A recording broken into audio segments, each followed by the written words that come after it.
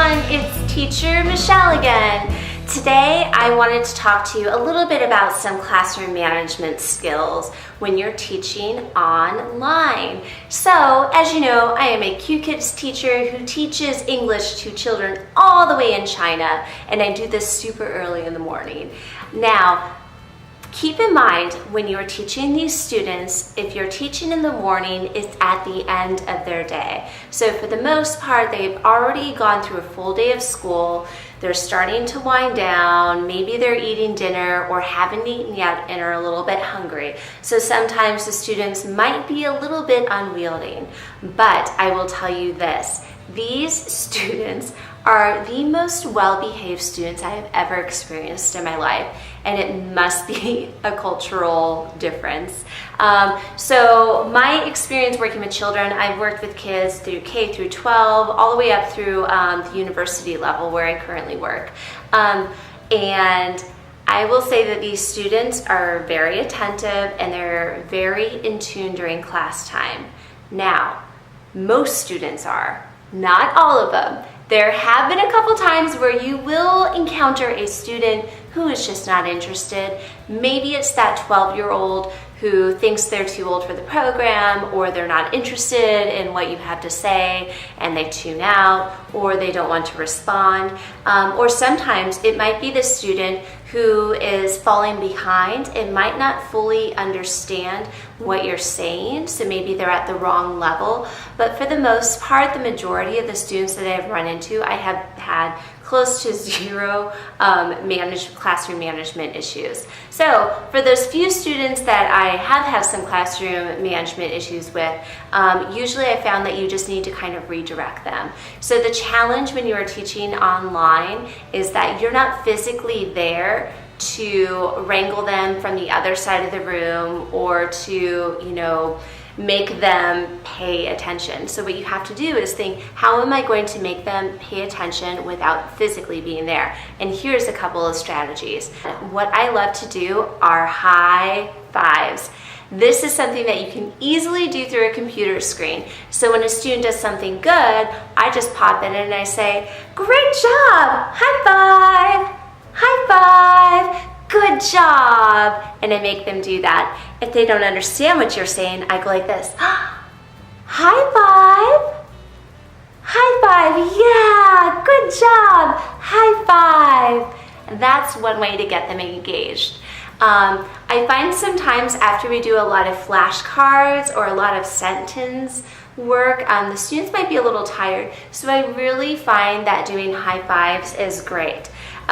This morning, I actually had an adorable student do this to me. Ba la la la la. And that is from, oh my gosh, what is that movie called? The one with the big puff-up guy. This is gonna kill me. I'll put it up here once I remember it. But you can do other fun things like that too. Go like boom, ba la la la la. So that's always a good trick. So one thing I like to do with the younger kids when we're looking for something, for example, when we were doing insect lessons, I would have them look. They'd say, "Oh, look, look, look for the bee, bzz. Look for the bee, bzz." Something like that. Or teaching about a butterfly who can fly. And you go like this, "Show me your butterfly. Butterflies fly, fly," like that. Or you can be like, "Wings. Butterfly has wings. It can fly. Show me your butterfly." That the kids love. Actually, now that I think about it, the favorite thing for the kids to do is jump. So we teach grasshoppers right now because it's summertime. And what I have the kids do when they are learning the word jump is to jump. Little kids love this. Sometimes they'll jump right off screen and you have to rein them back in. But I find sometimes that my early theater training helps me. So even when it comes to rowing a boat, I will literally row a boat. Maybe I'm just keeping myself entertained, but the kids really seem to like it.